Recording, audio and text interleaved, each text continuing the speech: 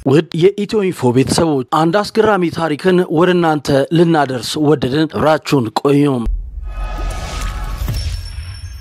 የኢትዮጵያው የሙዚቃ ንጉስ ጥላሁን ገሰሰ ምግብማ ሞልቷል እያለ ያቀነቀነው ይሄንን እያሰበ ይሆን እንዴ ያስብላል። ቀጥሎ ወደ እናንተ የምናደርሰው ታሪክ ስሟ ብሪያ ሲሆን ገና የ19 ዓመት ጉብል ናት። ታዲያ ይቺ ብሪያ ባልጠፋ ምግብ ለመብላት አይደለም ለመቅመስ እንኳን የሚዘገንን ነገር አጣጥማት መገባለች። ረንዶም ሱሰኛ ሁሉ ናት። ብሪያ ለቤት ለመስታወትና ለብሎኬት መስሪያ የሚያገለግለውን አሸዋ ቅርጥፍ አድርጋት መገባለች። እርሱን መገብ ቀኗን በፍጹም አታሳልፍም። ብሪያ ስትናገርም አሸዋን ስመገበው ያለው ድምጽ ይመቸኛል ትላለች። ከምግቦች አናት ላይ ልክ እንደ ማባያ ስትጠቀመው ደግሞ ይበልጡኑ ይመቸኛልም ትላለች። ልክ እንደ አዋዜ ዳጣ አሊያም ካቻፕ ማለቷ ነው። እንግዲህ አሸዋውን ሁሉ ነገር ቢቀር እንኳን ከማስቲካ ጋር አብራ እንደምታላምጥም ምንም ሳትሸሽግ ትናገራለች።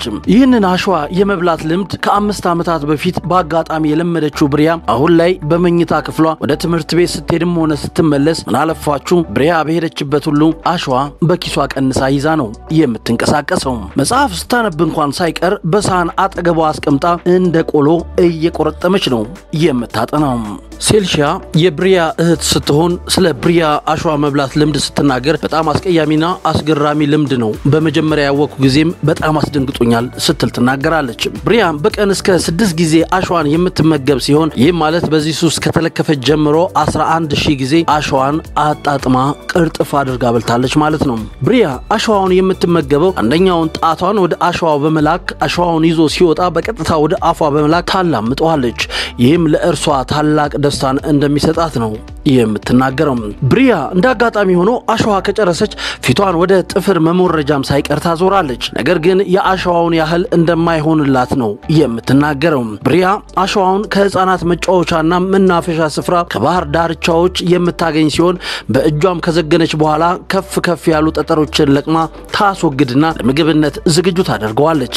አሸዋው ከውጪ እንደመገኘቱ ለቆሻሻ ነገሮች ተጋላጭ ሲሆን የእንስሳት እዳሪን ጨምሮ በተለያዩ ኬሚካሎች ሊበከል ይችላል። ይህ ደግሞ አሸዋውን የተመገበ ሰው በተለያዩ ባክቴሪያዎች እንዲጠቃ ያደርገዋል። አሸዋው ባይበከል እንኳን ለመመገብ የሚመከር አይደለም። ሴልሺያም ስትናገር ስለ እህቴ ጤና አብዝቼ ይጨነቃለሁ። አሸዋውን ከመሬት አንስታ መመገቧ አስፈሪ ተግባር ነው ትላለች። ብሪያ በበኩሏ አሸዋውን ሳልመገብ እንዴት መኖር እንደምችል አላቅም ትላለች። ዛሬ ለጓደኛዋና ለልብ ወዳጇ ስለ አሸዋ መብላት ሱሷ ልትነግራትም ቀጠሮ ይዛለች። ብሪያ ለጓደኛዋ ፕሪሺየስ ስለ አሸዋ መብላት ልምዷ ለመንገር ወስናለች። ፕሪሺየስም ይህንን ሚስጥር ለማወቅ የጓጓች ትመስላለች። ብሪያም ምንም ሳታቅማማ የጥፍር መሞረጃ ማኘክ እንደምትወድ ለፕሪሺየስ ነገረቻት።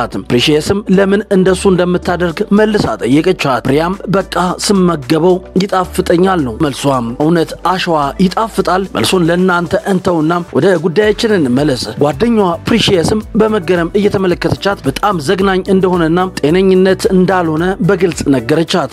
ጓደኛ መስታወትም አይደል የብሪያ ነገር በጣም አስገራሚ ነው ትላለች ጓደኛዋ ፕሪሺየስ ስለ ብሪያ የሚሰማትን ስትናገር። ብሪያ በዚህ ብቻ አላበቃችም። ከዛ ውጪ አሸዋውንም በየቀኑ እንደምትመገብ አክላ ለጓደኛዋ ፕሪሺየስ ተናገረች። በዚህ ጊዜ አጠገባቸው የነበሩ የጥፍር ስራ ባለሙያዎች ሁሉ ሳይቀሩ ተገርሞ ሳቁ። ፕሪሺየስ ግን የብሪያን አሸዋ መመገብ ጥቅሙ ምን እንደሆነ እንዳልገባት ተናገረች። የሆነ ሆኖ ሰዎች ጓደኛዋ እህቷ ያሉትን ቢሉ የ19 ዓመቷ ብሪያ አሁንም አሸዋ መብላቷን አላቆመችም፣ ልታቆምም ያሰበች አትመስልም። የብሪያ እህት ሴልሺያ ግን የብሪያ ነገር በጣም አሳስቧታል። አሸዋውን መብላት ማቆም እንዳለባት እንዲሁም ወደ ሕክምና ተቋም ሄዳ መታየት እንዳለባት ማሳመን አለባት። ብሪያ ወደ አንድ ካፌ ወስዳት ስላሰበችው ነገር ልትነግራት አስባለች። ሴልሺያም እህቷን በቀን ምን ያህል ጊዜ አሸዋን እንደምትመገብ ጠየቀቻት። ብሪያም በትንሹ 4 ጊዜ ከፍ ሲል ደግሞ 6 ጊዜ ስትል መለሰች። ስለ ጉዳዩም እየተሳሳቁ አወሩበት።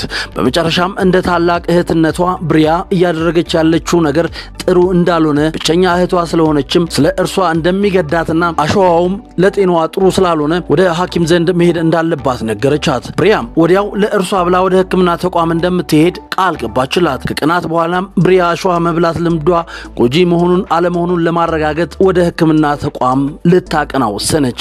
ዶክተር ሪቻርድ ጋስትሮኢንቶሎጂስት ሲሆኑ ብሪያንን የሚያዩት እርሳቸው ናቸው። ብሪያን አሸዋውን ከየት እንደምታመጣ ጠየቋት። የእርሷ መልስ ከመናፈሻና ከባህር ዳርቻዎች የሚል ነበር። ዶክተር ሪቻርድም አሸዋው በተለያዩ ባክቴሪያዎች ስለሚበከሉ ብሪያን አሸዋ መብላት ማቆም እንዳለባት ተናግረዋል። ብሪያ ሙሉ ምርመራ ተደረገላት።